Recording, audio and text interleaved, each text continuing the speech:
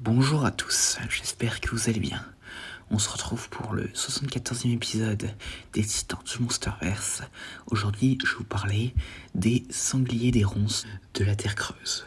Et donc aussi, avant de commencer, vous vous en doutez, mais vu que là on parle d'une créature apparue dans la série Monarch Legacy of Monsters, dont la saison 1 vient récemment de se terminer, eh bien il y a des spoilers. Et donc commençons.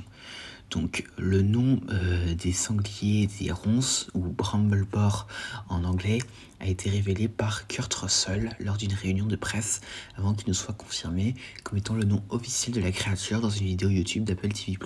En termes d'apparence, ces sangliers ressemblent de façon frappante aux gros cochons indomptés, aux phacochères et aux babiroussas. Ils présentent de remarquables saillies botaniques ressemblant à des ronces émergeant de la base de son crâne et sur toute la longueur de son dos.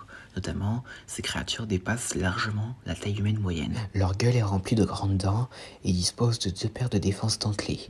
Une paire est positionnée sur les mandibules et la seconde est poussée à travers le museau supérieur. Donc, ces sangliers poussent des grognements et des cris qui rappellent ceux des porcs normaux, mais avec un ton bien plus profond et plus guttural. Donc maintenant, passons à son histoire. Donc spoiler, comme je l'ai dit, de la série Monarch Legacy of Monsters.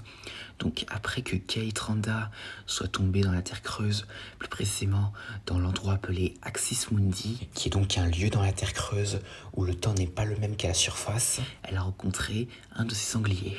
Donc après avoir reniflé et enquêté sur Kate, le sanglier a commencé à l'apercevoir comme une proie potentielle, mais alors qu'il se préparait à charger pour l'attaquer, il est effrayé lorsque Keiko Randa, la grand-mère de Kate, lui tire une flèche dans l'œil droit, ce qui le fait fuir. Et à part ça, c'est tout ce que nous avons concernant ces sangliers.